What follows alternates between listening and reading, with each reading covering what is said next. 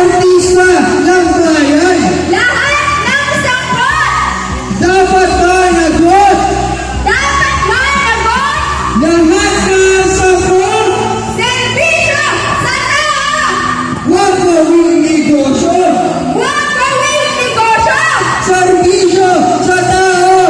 Ikulong na yan! Mga kurakot, ikulong na yan. Mga Kurakot! ikulong na yan. Mga kurakot, ikulong na yan. Mga kurakot. Mga kababayan, as we begin, allow us to show you a powerful visual journey. An EVP that contrasts the beauty of Bicol with the harsh reality of our broken public infrastructure, directed by none other than Direk Jen Romano. Mga kababayan, kung maaari, lumapit po tayo dito sa ating venue para matunghayan natin na mas maganda at mas maayos ang ating EVP. Maraming salamat po.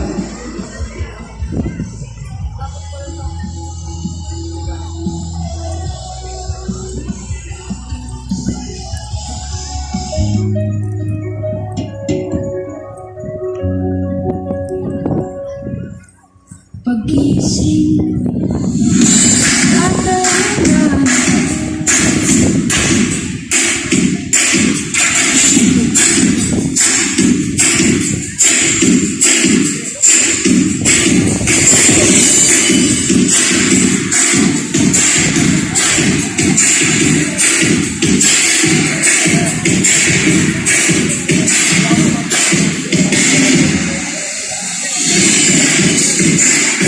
Hello.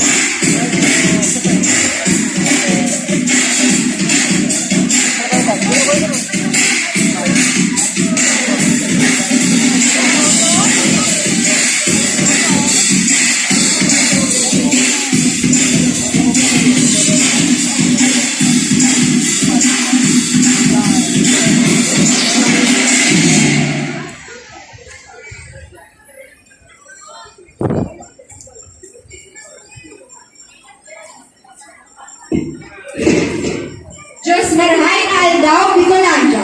Ngunya naglakaw kita, tanganing magirumduman, dahil sa nasa paagi kan sa tuyang mga bitis, kundi sa paagi man ka naglalangoy na puso. We walk to the Basilica Minore, not as individuals, but as people bound by one purpose.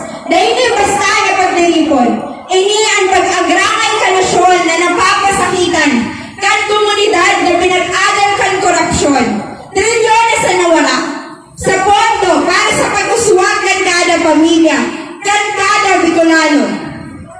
Sa satuyang pag-awit kang lupang inirang, runtungan niya to na ini ang rason kang sa atong paglaban. Because we love the Philippines so much to not let corruption devour it. Ngunyang tangaling formal na punana sa tuyang programa. Iniimbitahan ko po kayo nagkabos magtindog para niya itong matawan na ang pambansang awit ng Pilipinas. Wag dito, silapit po muna po tayo dito sa pinakang sentro ng ating venue para po sa ating mas maayos na ating pagsambit ng ating mga panawagan. Hello.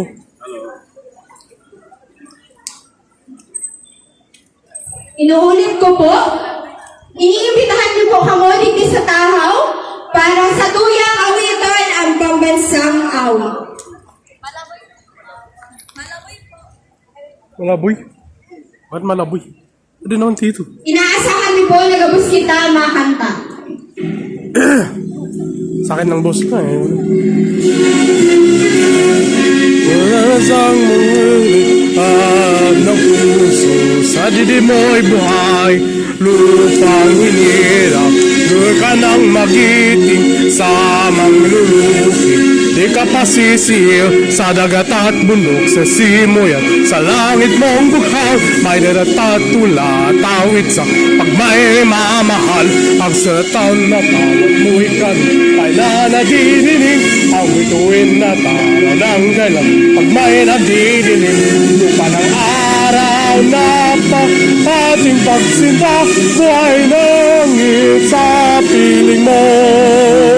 Ang ligaya na pag may mga api ang mamatay ng dahil sa'yo.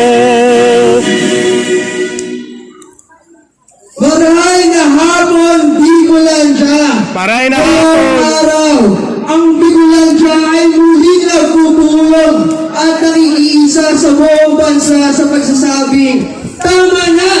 Sobra na! Lumaban na! Huli nating alalahanin na ang pananahimik sa harap ng katiwalaan ay pakikiisa sa kasalanan. Kaya ngayon, ipapakita muli natin ang tapang kaysa takot at ang pananampalataya kaysa pangamba. Sinikmain makatugan, pagiramdom ng kulit, padagos na po ang katamanan ng satuyang kapalibutan, din po kita magwala ang basura as in-practice ta ang clean as you go. And just as we take care of our surroundings, let us also remember our responsibility to the nation. Our flag has witnessed wars, revolutions, and sacrifices. It was raised by heroes willing to give their lives Hello for there. freedom. Hello. Sa tuyong pag-awit, lumang mga ito na inanrason ka sa itong paglaban. Ngunit ang informan na punan sa tuyang programa, madumana po kita sa tuyang interfaith prayer.